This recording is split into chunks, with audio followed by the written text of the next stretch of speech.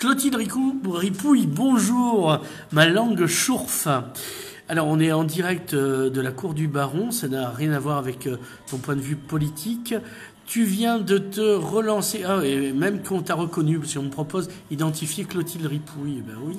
Tant mieux, ça veut dire que... Voilà, si le téléphone te reconnaît, c'est déjà bon signe.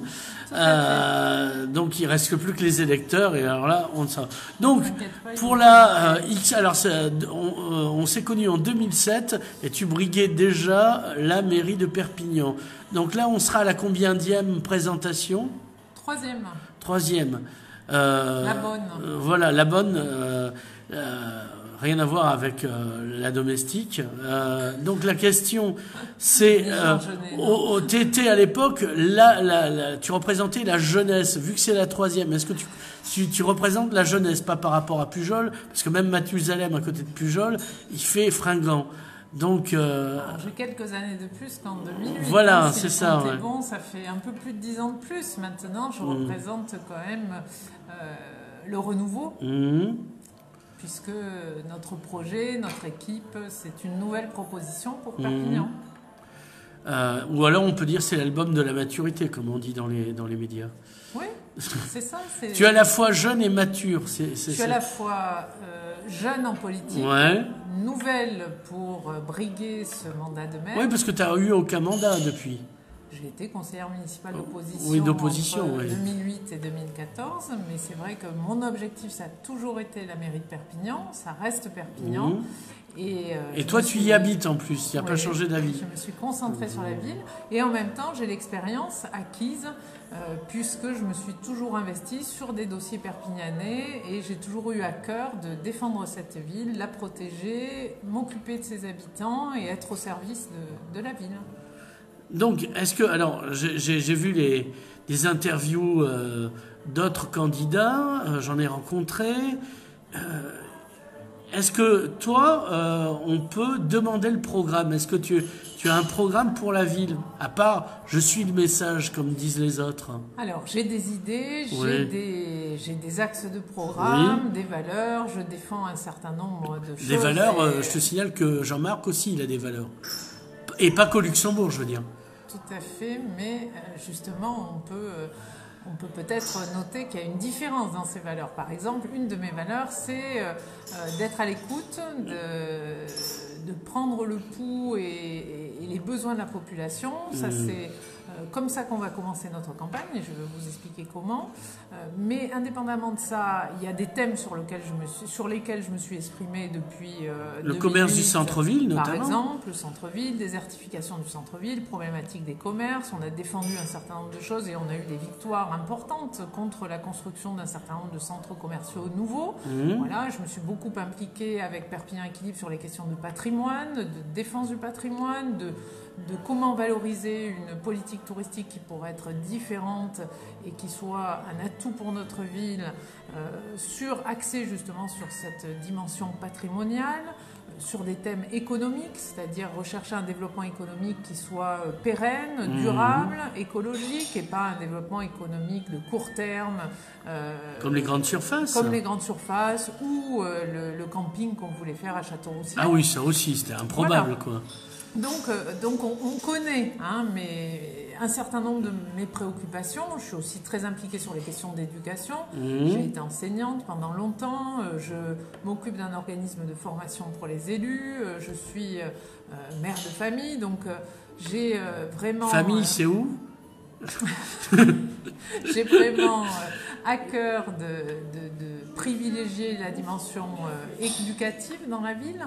Voilà, donc sur toutes ces questions, on connaît mon engagement et ce que je pense. Maintenant, ce qui nous paraissait important pour démarrer cette campagne, et c'est là où ça rejoint nos valeurs, c'est de retourner auprès des Perpignanais pour confronter justement leurs envies, leurs attentes, leurs rêves avec les nôtres, et voir si on pouvait proposer un projet qui corresponde au mieux à leurs aspirations.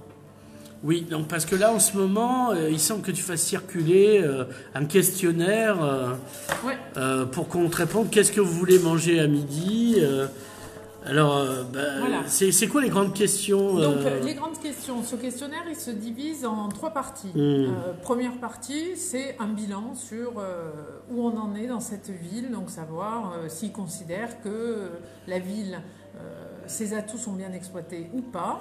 Et depuis qu'ils y vivent, est-ce qu'elle s'est plutôt améliorée? Est-ce qu'elle va mieux ou au contraire, est-ce qu'elle décline? Donc voilà, donc ça, ce sont les 2 premières questions. C'est un peu un diagnostic de départ.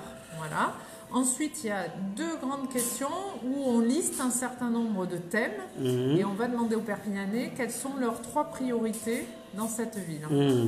Donc, ils ont le choix, ils en choisissent 3 parmi une dizaine de thèmes. Donc, c'est assez classique, hein, c'est sur l'éducation, la culture, le sport, la sécurité, la circulation, l'économie, etc. Et puis, dans la question 4, une fois qu'on a choisi les grands thèmes, on leur propose des choses très concrètes et on leur demande, pareil, d'en choisir 3. Donc, l'objectif ici, c'est de tester un certain nombre d'idées et de voir si ça correspond à leurs attentes ou pas. Et enfin, une dernière question, dernière grande partie, c'est une question verte. On leur demande, demain, par exemple Nicolas Cotteville, demain, vous êtes maire de Perpignan, quelle serait l'idée, le projet un peu fou que vous auriez envie de mettre en place sans vous poser de questions sur le financement, exactement. Tout ça. On demande moi, c'est simple, je transforme le théâtre de l'Archipel en plus grand centre sadomaso d'Europe. Voilà. 300 dominatrices, pas moins. Enfin bon, bref. C'est un point de vue, c'est le vôtre. On va demander aux Perpignanais, à tous les Perpignanais que l'on va rencontrer, quel serait le leur pour Perpignan, un rêve un peu fou à réaliser pour notre ville. Voilà, et puis après, il y a une dernière partie de présentation et éventuellement, ils peuvent nous laisser leurs coordonnées s'ils veulent le résultat de ce questionnaire. Alors, la diffusion, donc, la diffusion Internet, j'augure. Elle va se faire de 2 façons. Sur les réseaux, les gens, parce que c'est ça le problème. Tout à fait, sur les réseaux sociaux classiques, on pourra le trouver via notre page Facebook Perpignan Équilibre, via aussi notre site internet perpignanéquilibre.fr, donc à ce moment-là on peut le compléter directement en ligne. Mais nous, on trouve que le plus important aussi, c'est l'échange et d'aller rencontrer les gens. Donc on va en face à face interroger 500 personnes, 100 dans chaque quartier de Perpignan, de façon à avoir un échantillon. Un panel représentatif, comme voilà. on dit chez les sondeurs. Tout à fait. Et surtout d'être garanti de la qualité des informations, d'avoir bien affaire à des Perpignanais et que l'on aura rencontrés. Alors, donc, ça, une fois ça fait, est-ce que tu as déjà un programme avant ou, évidemment, ça aidera à structurer ton programme? Oui, c'est-à-dire que nous, on a beaucoup travaillé ce dernier plutôt trimestre 2018, entre septembre et décembre. On a organisé en interne à Perpignan Équilibre un certain nombre d'entretiens avec des spécialistes dans différents domaines. Donc on a commencé à élaborer les grandes lignes de notre programme. Maintenant, ça nous paraissait important quand même de voir si on était dans le juste par rapport aux attentes des Perpignanais ou s'il y avait des points où on passait complètement à côté. Parce que finalement, c'est un des grands défauts parfois des politiques, c'est qu'ils ont une idée a priori de ce dont les gens ont envie. Ils sont comme les journalistes, ils ont une idée, ils interviewent pour que ça colle avec ce qu'ils pensent. Exactement, et on pose que certaines questions, donc évidemment les gens ne peuvent répondre qu'en fonction des questions qui sont posées. Là, on a essayé d'être vraiment très ouvert sur ce qu'on demandait aux Perpignanais, de façon à pouvoir avoir un retour terrain le plus précis et exact possible, et de façon à pouvoir tester ces idées que l'on a et voir si elles correspondent à une attente, à des rêves perpignanais, ou si on était complètement à côté de la plaque, et dans ce cas-là, réajuster. Donc, on va administrer ce questionnaire jusqu'au mois d'avril.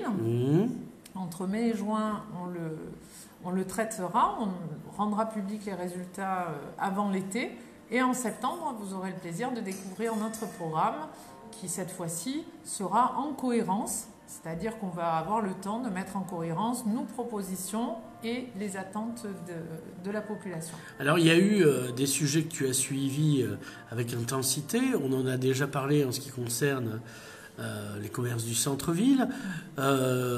Tu étais cet été aussi à Puitch, on t'y a croisé.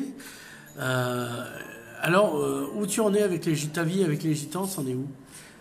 Alors, ma vie... Et la situation ma vie à Saint-Jacques. La situation est très compliquée. J'ai eu l'occasion de l'évoquer avec différentes personnes qui ont été de près ou de loin liées à ce dossier. Elle est très compliquée pour différentes raisons. Et la première, c'est que finalement, Saint-Jacques souffre d'une absence totale de concertation pour l'élaboration d'un projet. Donc, je suis extrêmement, moi, attachée à la concertation avec les riverains. Or, pour différentes raisons, c'est plus simple peut-être à faire sur Château-Roussillon qu'à Saint-Jacques. Parce que la situation sociale est très détériorée à Saint-Jacques. Il y a une alors que Château-Roussillon, ça va. C'est pas tout à fait la même, effectivement. Et donc, il y a une volonté de s'exprimer quand on sollicite les gens qui est beaucoup plus forte à Château-Roussillon qu'à Saint-Jacques. Voilà. Maintenant, à Saint-Jacques, moi, ce que je considère comme extrêmement positif, c'est que les gens se sont mobilisés pour prendre en main leur destin. Et ça, je trouve que c'est quelque chose qui est absolument nouveau et très intéressant dans la situation de Saint-Jacques. Maintenant, la complexité de ce dossier, c'est de transformer cette mobilisation en un projet, en une vraie concertation qui prennent en compte l'ensemble des points de vue et des habitants de Saint-Jacques et qui permettent de faire émerger un projet avec eux et pas malgré eux ou sans eux. Voilà. C'est ce qui est important et c'est ce qui permettra, je pense, de revenir à des discussions et à des débats qui ont besoin d'être calmes et sereins. Alors, il y a eu, il n'y a pas longtemps, une crise catalane. On connaissait le ton à la catalane, pas la crise. L'idée, c'est la ville de Perpignan, elle est située là où elle est située. Hors crise, il y avait déjà une idée de rapport à la relation qu'il y avait à la Catalogne et peut-être à augmenter, pas pour des raisons sentimentales. Est-ce que c'est prévu un travail de relations transfrontalières, pas de catalanisme, encore qu'on a le droit d'aimer la poésie, dans le programme de Clotilde Ripouille pour 2020 ? Elle y a déjà réfléchi, je le sais. C'est une question qui m'a toujours intéressée. Quand on fait de l'économie, on ne peut qu'être sensible à un environnement économique où on a une des grandes capitales européennes à 2 heures de Perpignan, Barcelone. Mais plus proche, une ville comme Gérone qui est extrêmement dynamique. Même Figueres, économiquement. Et je continue à me rapprocher, Figueres, avec laquelle on aurait des possibilités énormes de tisser des liens qui n'existent pas aujourd'hui. Alors quand on regarde ça et qu'en plus on voit l'évolution de nos relations avec ce pouvoir jacobin qu'est Paris, on a toutes les raisons de s'interroger puisque on n'a toujours pas le TGV et si on l'a en 2050, il manque un tronçon, en fait. Ça sera un miracle. Ouais. On a une grosse problématique au niveau de l'aéroport de Perpignan sur la ligne Perpignan-Paris. Aujourd'hui, dernièrement, les usagers de la ligne regroupés en association sont encore en train de se mobiliser parce que Hop est en train de réduire Alors Hop, c'est une filiale de... C'est une filiale d'Air France, et qui est en train de réduire les fréquences, augmenter les tarifs pour les abonnés à des tarifs qui sont à plus de 600 € l'aller-retour. Il faudra être un député pour pouvoir y aller. C'est-à-dire qu'aujourd'hui, Paris-Pékin est moins cher que Paris-Perpignan. Ouais. Bon, ça devient complètement ahurissant et personne ne se mobilise. Mais enfin, indépendamment de cette mobilisation par rapport à l'enclavement vis-à-vis de la capitale parisienne que l'on connaît... Oui, parce que on ne peut pas être jacobin sans relier les lieux à la capitale. Non, mais on a une nécessité française à être bien desservie et à pas se laisser faire dans notre relation vis-à-vis de Paris. Mais indépendamment de ça, c'est être obtus ou idiot que de ne pas vouloir tirer parti de nos proximités avec la Catalogne du Sud.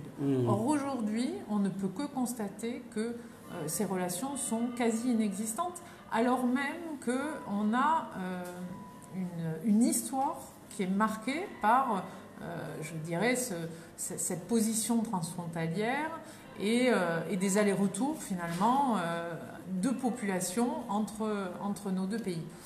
Donc, c'est une réflexion qu'on mène depuis longtemps. Il y a tout un tas de points qui ont été pensés. Alors, une bande-annonce de quelques points. On ne va pas tout donner que tu ne sois pas copié, mais... Non, mais j'en ferai pas, parce que d'une certaine manière, ça serait... À un moment donné, je me dis, ça y est, ça, il a un assassin de Kennedy, si tu vois, ça.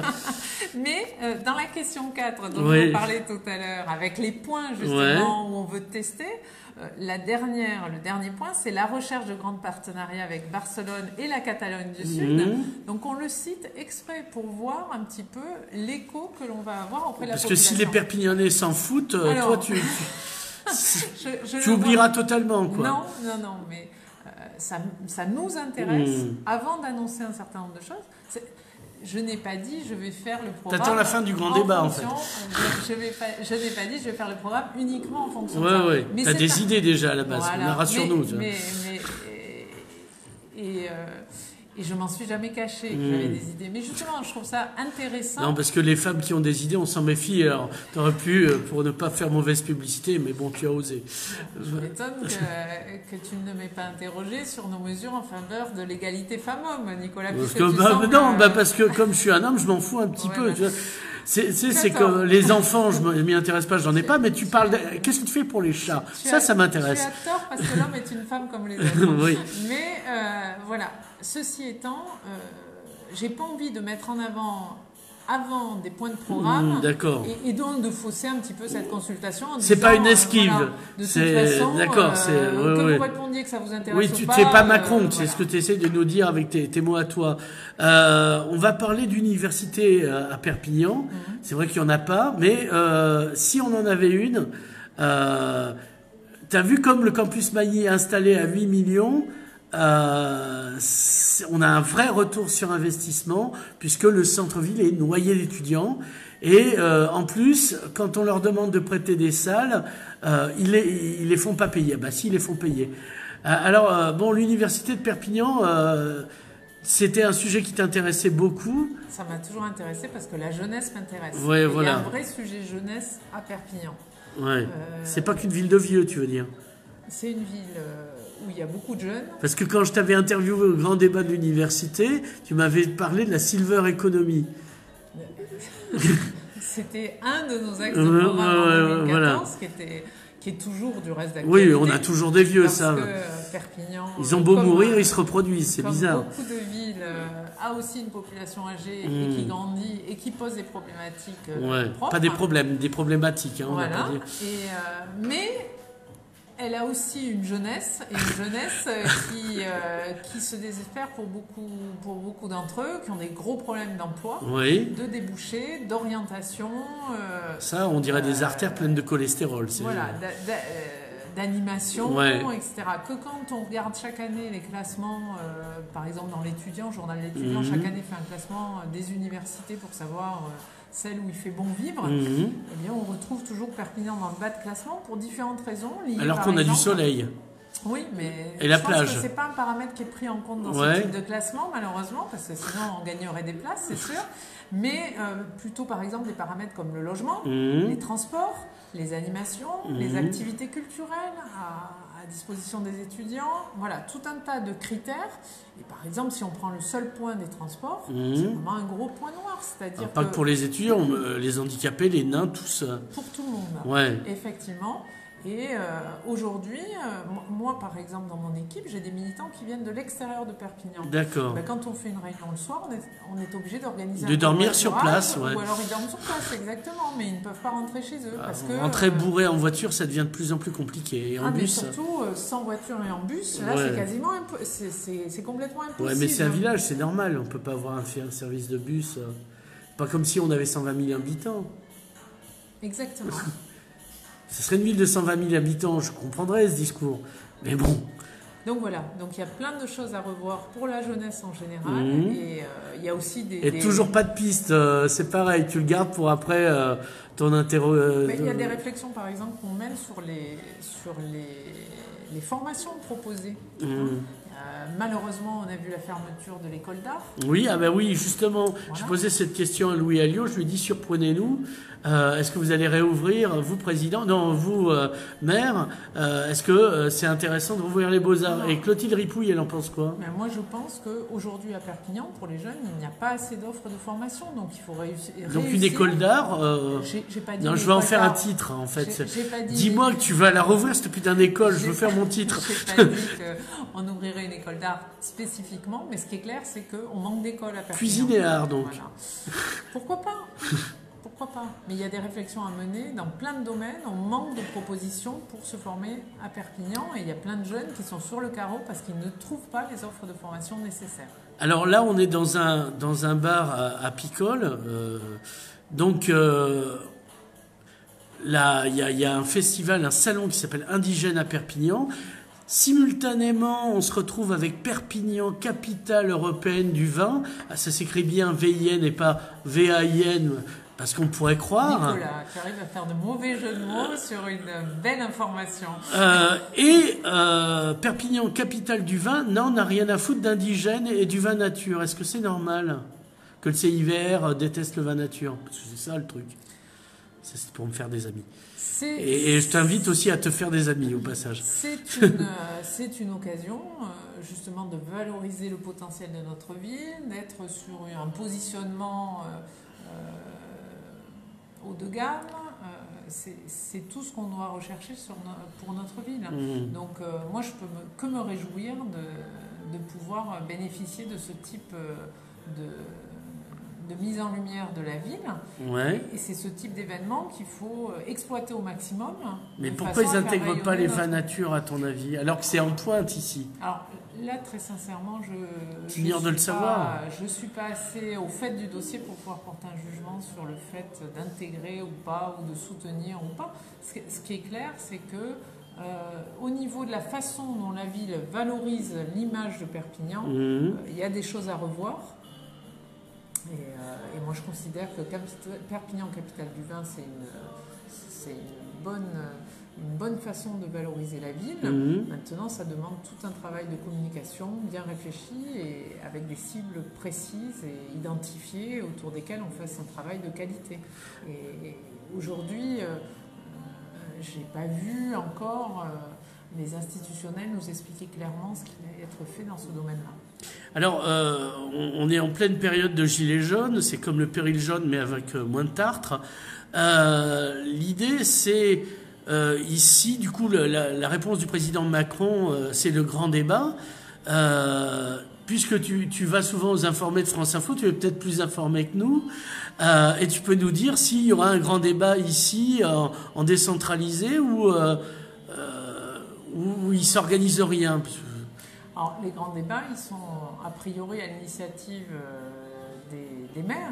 Ah d'accord, donc il n'y aura pas de grand débat. Merci Clotilde Ripoll. Après, ils peuvent être à l'initiative des citoyens. Ouais. Nous, on organise un grand questionnement sur les municipales. Oui, on y revient. Donc, voilà, c'est une démarche qui a été mise en place et travaillée depuis quelques mois. Elle n'est pas issue d'un... Voilà, on ne s'est pas réveillé hier pour mettre ça en place. Donc, c'est ce qu'on va faire maintenant. Je ne sais pas si à Perpignan un tel débat sera organisé. J'ai pas eu l'impression que les édiles locaux aient très envie de ce genre d'opération. Mais... Il n'y en aura pas plus que d'habitude parce que pas de débat, pas de polémique, pas de problème. Peut-être. C'est vrai qu'on n'a pas une culture du débat chez certains et on n'a pas forcément envie d'amener les gens à exprimer leur point de vue. Alors, c'est regrettable. Tu sais que Jean-Marc Pujol est gilet jaune, parce qu'il est contre les taxes, c'est un gilet jaune de droite, c'est plutôt le côté anti-taxe. Toi, gilet jaune, entre guillemets, et toi, maire, on va faire les deux, est-ce que tu mettrais des référendums d'initiative citoyenne locaux? Monsieur Alliot nous a dit que oui. Le référendum d'initiative citoyenne était dans mon programme en 2014. Voilà. Donc, on rappelle nos chers téléspectateurs. De ce point de vue-là, je ne l'ai pas découvert avec les gilets jaunes. Que Jean-Marc Pujol soit gilet jaune aujourd'hui, je trouve ça assez cocasse. Quand on sait toutes les taxes indirectes qu'il a augmentées, ce qui est un sujet qui était au départ de la colère des gilets jaunes. C'était la taxe... la fameuse taxe diesel.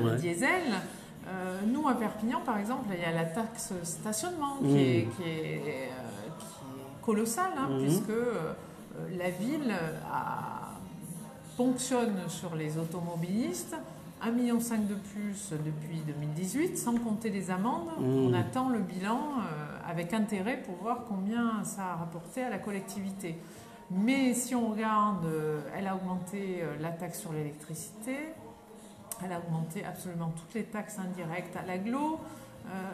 Donc, voilà, je pense que ce dont nos concitoyens ont assez, c'est cette espèce d'incohérence qui consiste à dire « Ah, moi je suis gilet jaune et je suis contre cette politique de M. Macron qui consiste à augmenter les taxes. » Et puis sur le plan local, on fait exactement la même chose, voire pire. Il faut arrêter de se moquer du monde et être un peu cohérent dans ce que l'on propose. Je pense que ça sera mieux pour tout le monde. Alors, on arrive à la fin de l'interview. Qu'est-ce que je t'ai pas demandé qui serait urgent que je te demande? Sinon, cette interview serait une totale ineptie. Écoute, moi, ce que je voudrais dire surtout, c'est que j'invite un maximum de tes auditeurs à aller remplir le questionnaire en ligne. Oui, donc tu vas nous donner l'adresse. Donc l'adresse, c'est perpignanequilibre.fr, le site de Perpignan Équilibre, et dessus, ils n'ont plus qu'à cliquer questionnaire en ligne et à le remplir. Surtout qu'ils n'hésitent pas à nous faire part de leurs idées les plus folles pour Perpignan. Oui, voilà, donc un donjon sadomaso géant à la place du théâtre de l'Archipel. Car la politique, c'est aussi l'art de rêver. Oui, voilà. On l'oublie bien souvent à Perpignan, on se restreint trop et moi ce que... C'est un comptable, faut pas... Un boucher a des rêves de boucher, comme disait Baudelaire, et un comptable a des rêves de comptable. Il ne faut pas trop demander non plus. Ce que j'aimerais, c'est déjà en ce début d'année d'inviter les Perpignanais à rêver, à se lâcher et à imaginer des choses pour notre ville. Voilà, c'est ça qui me paraît important et qui me tient à cœur en ce début d'année. Clotilde Ripouille, merci. Merci.